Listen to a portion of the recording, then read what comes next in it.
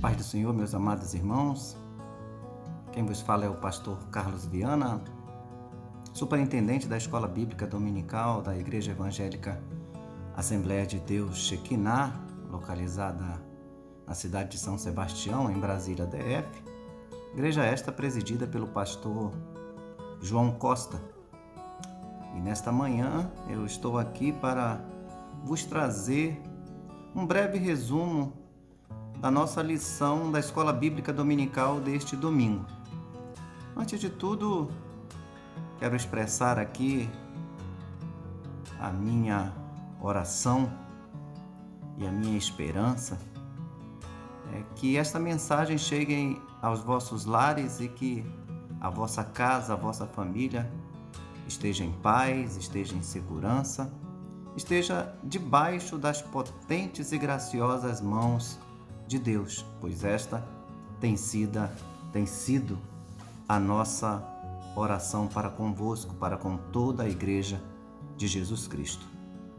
O tema da nossa lição deste domingo é a intercessão pelos Efésios. Lição de número 10, de 7 de junho de 2020. E o texto áureo da nossa lição nos diz: por causa disso, me ponho de joelhos perante o Pai de nosso Senhor Jesus Cristo, do qual toda a família nos céus e na terra toma o nome. Efésios capítulo 3, versículo 14 e 15. A verdade prática da nossa lição nos diz: devemos interceder pelos eleitos de Cristo para que eles sejam fortalecidos de poder, vivam em comunhão e exercitem o amor de Deus. A leitura bíblica em classe se encontra-se na carta que Paulo escreveu aos Efésios, capítulo 3, versículo 14 e 21, e eu peço aos amados irmãos que façam a leitura desse texto aí em vossas casas. Amados, a lição deste domingo nos fará refletir sobre o valor da oração intercessória. Nesta lição, veremos o quanto o apóstolo Paulo apresentava a Deus a igreja que ele tanto amava. Ele irá nos mostrar que a oração intercessória está baseada no amor que temos uns pelos outros. Quando esse amor é uma realidade em nossas vidas, nós nos colocamos no lugar do outro. Sentimos sua tristeza, sentimos suas dificuldades e assim nos colocamos diante de Deus para apresentar as suas causas. E na certeza de que Deus pode fazer tudo além do que pedimos ou pensamos, esperamos a resposta das demandas dos nossos queridos irmãos. Segundo o pastor Eliezer Lira, comentarista da lição da EBD, intercessão significa súplica em favor de outrem. A intercessão pressupõe sofrer com os que sofrem, chorar com os que choram. E era exatamente isso que Paulo fazia em favor da igreja de Éfeso. E é isto, aliás, que ele espera que nós façamos. O apóstolo Paulo inicia a sua oração com um pedido duplo: que o poder do Espírito Santo e a presença de Cristo possam habitar nos corações dos crentes. Ele faz esta oração confiado nas riquezas da glória de Deus. O apóstolo já havia declarado anteriormente que Deus é o Pai da glória, cheio de abundantes riquezas de sua graça. Isso significava que Deus é possuidor de todas as glórias e dispenseiro de ricas e ilimitadas bênçãos.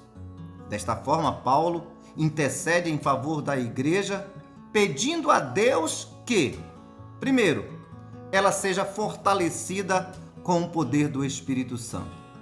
Segundo, que ela seja habitada por Cristo. Terceiro, que a igreja compreenda o amor divino e tenha o pleno desenvolvimento espiritual. Quando Paulo pede que a igreja seja fortalecida com o poder, isso não significa que a igreja de Éfeso não tivesse o Espírito de Deus, mas sim que ela fosse continuamente revigorada com o poder e, consequentemente, em seu fortalecimento diário, conforme ele irá enfatizar no capítulo 6, versículo 10 de sua carta.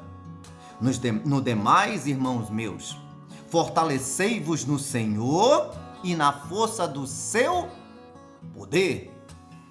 Paulo vai deixar claro para os nossos irmãos em Éfeso que só o Espírito Santo tem o poder para capacitar o crente a perseverar, a manter-se afastado do pecado e a compreender as coisas espirituais. O profeta Miqueias, em seu livro, no capítulo 3, versículo 8, ressaltou a ação do Espírito Santo na vida do crente, dizendo: mas eu estou cheio do poder do Espírito do Senhor e de juízo e de força para anunciar a Jacó a sua transgressão e a Israel o seu pecado.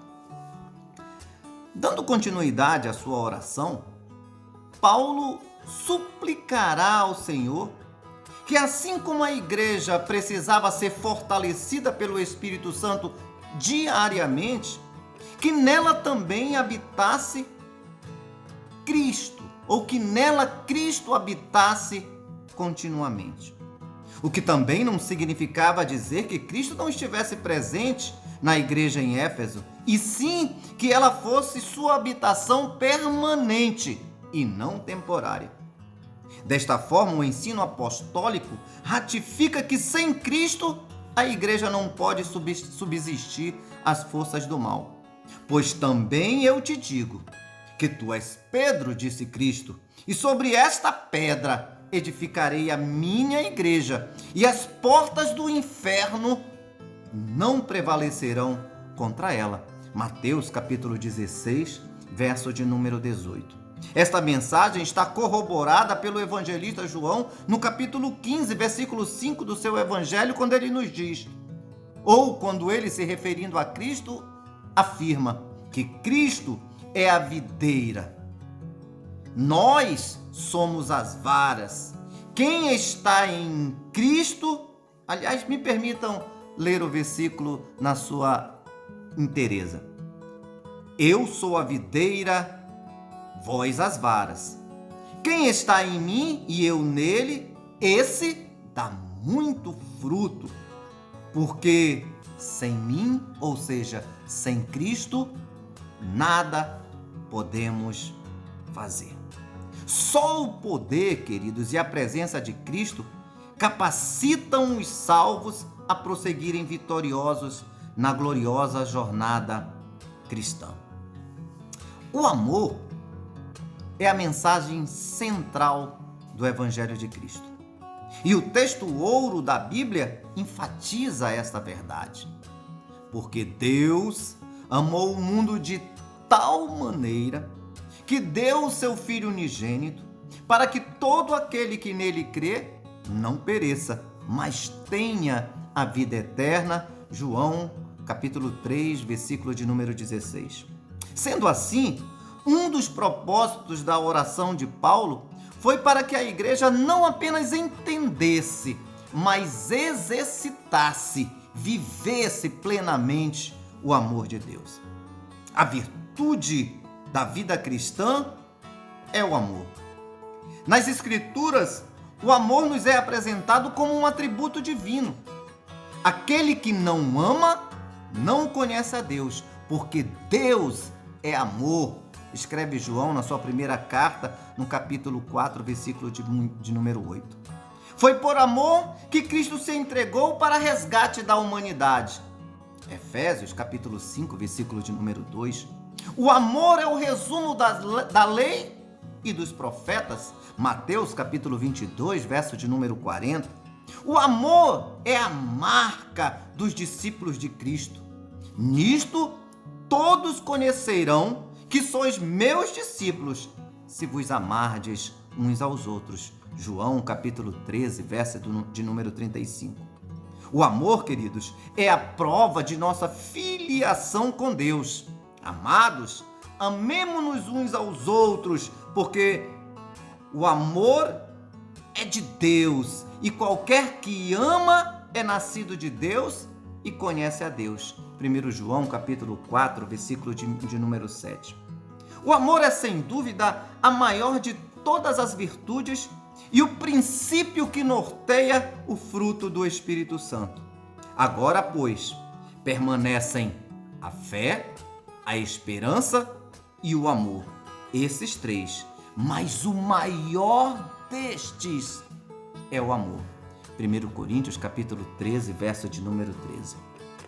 Por tudo que o amor representa, Paulo clama a Deus para que o viver da igreja seja arraigado e alicerçado no amor.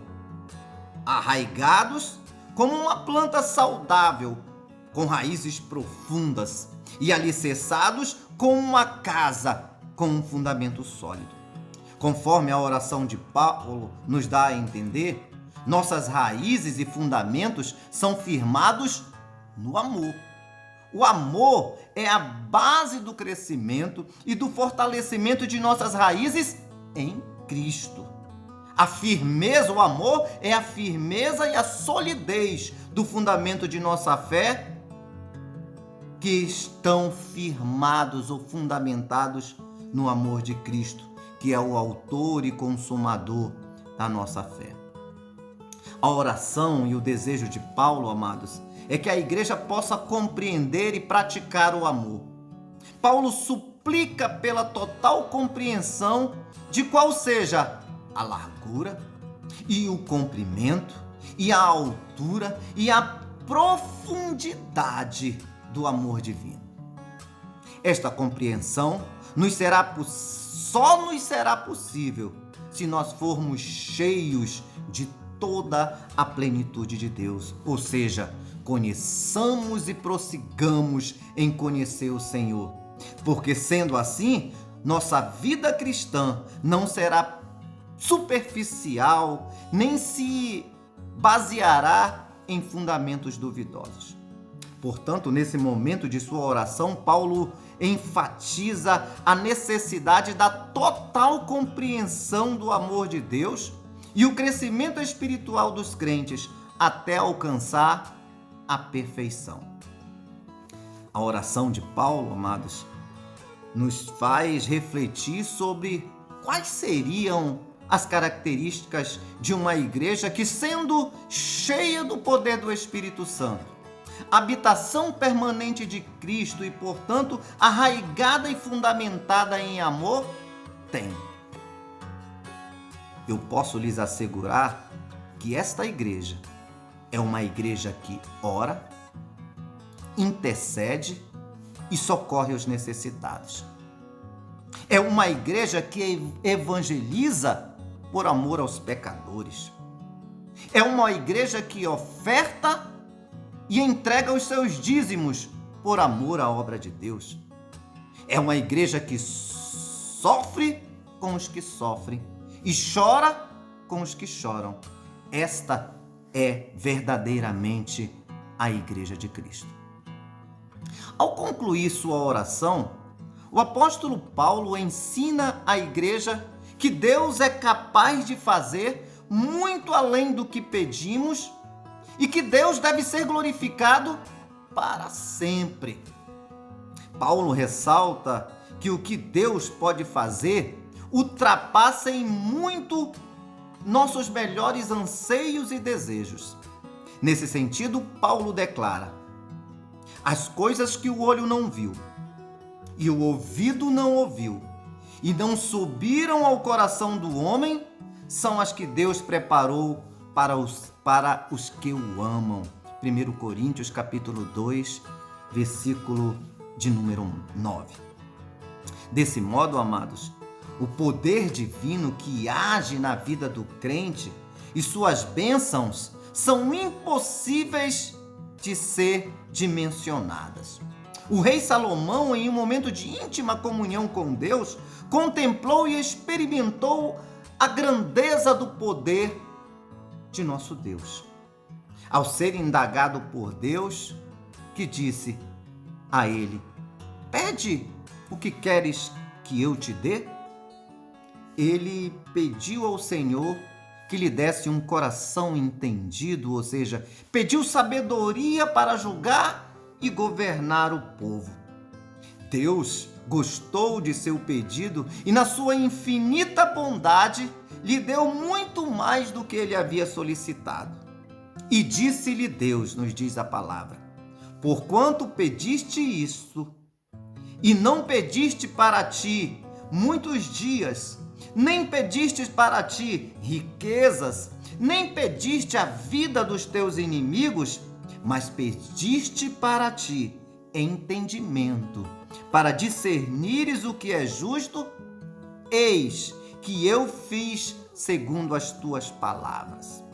Eis que te dei um coração tão sábio e entendido, que antes de ti igual não houve, e depois de ti igual não se levantará.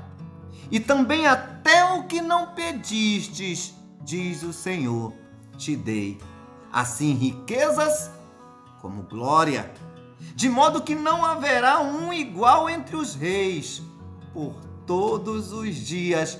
Louvado e glorificado seja o nome do Senhor. 1 Reis, capítulo 3, versículo 11 ao 13. Se você quer que sua oração seja respondida como foi a oração de Salomão, é necessário que os seus desejos, aspirações e vontades sejam canalizados para o centro da vontade de Deus. E Ele, como lhe convier, porque Ele é soberano, responderá às suas orações.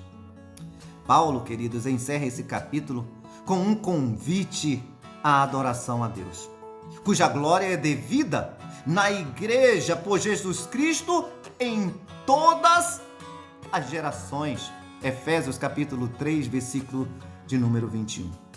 Após ter discorrido acerca da boa nova do ministério revelado à igreja, das muitíssimas riquezas conferidas à igreja, da grandeza do poder de Deus e da infinitude do amor e de todas as bênçãos divinas que excedem a compreensão humana, a única coisa a ser acrescentada era o louvor ao Senhor Deus, detentor, Senhor de tamanhas dádivas. O apóstolo queria deixar claro para a igreja que toda glória e louvor pertencem ao Senhor, pois todas as coisas foram feitas por Ele e sem Ele nada do que foi feito se fez. Paulo enfatiza, deixa claro que a igreja nunca terá glória em si mesma, pois toda glória tem que ser exclusivamente tributada para Deus por intermédio da obra de Cristo, conforme Colossenses capítulo 3, versículo de número 17, que nos diz: e quando fizerdes por palavras ou por obras, fazei tudo em nome do Senhor Jesus, dando por ele graças a Deus Pai. 1 Coríntios capítulo 10, versículo de número 31 nos diz que, portanto, quer comais, quer bebais, ou façais outra qualquer coisa, fazei tudo para a glória de Deus. E eu acrescentaria: você ora, ore para a glória de Deus.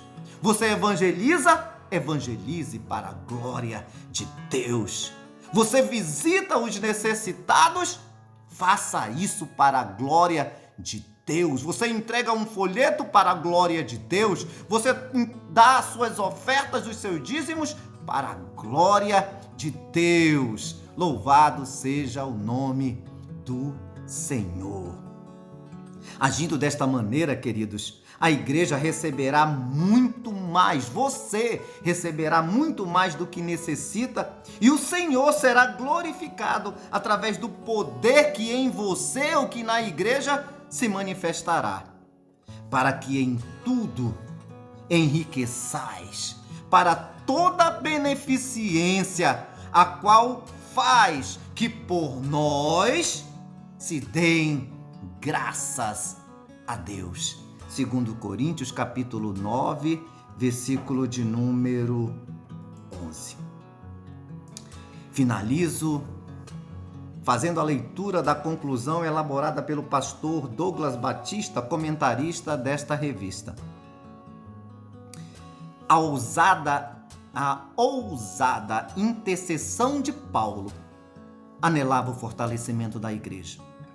O apóstolo tinha ciência de que o perseverado cristão dependia de 4 princípios basilares, os quais ele pediu em oração: o fortalecimento de poder, a presença plena de Cristo, o intenso exercício do amor de Deus e o contínuo crescimento espiritual até chegar à estatura de varão perfeito ou até encontrar a perfeição.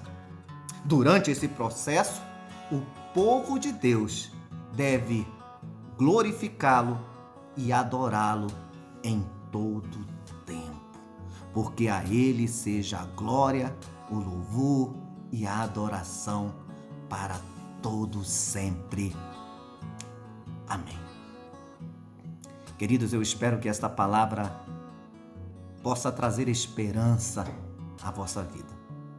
Nesse momento difícil pelo qual ainda passamos e atravessamos, é necessário que nós creiamos que Deus está no controle de todas as coisas. Embora nós não entendamos os seus planos, os seus caminhos, saiba que o Senhor está no controle, Ele é soberano.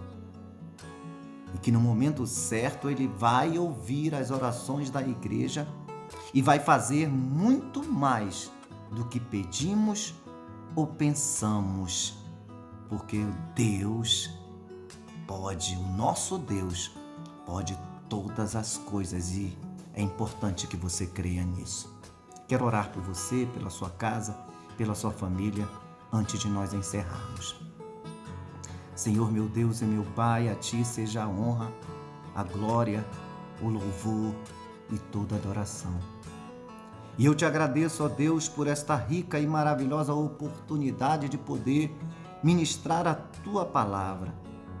Permita que esta palavra, Senhor, adentre nos lares, mas sobretudo que ela adentre nos corações, firmando e fundamentando a fé dos Teus servos nessa palavra que é rica e é eficaz. Que a Tua graça seja derramada de forma copiosa sobre os lares dos Teus servos. Que Tu possa guardá-los e protegê-los, Deus. Que Tu possa, Senhor, se manifestar com graça e com poder na vida dos Teus servos, ó Senhor, suprindo suas necessidades emocionais, sociais, materiais, mas sobretudo, Deus, espirituais.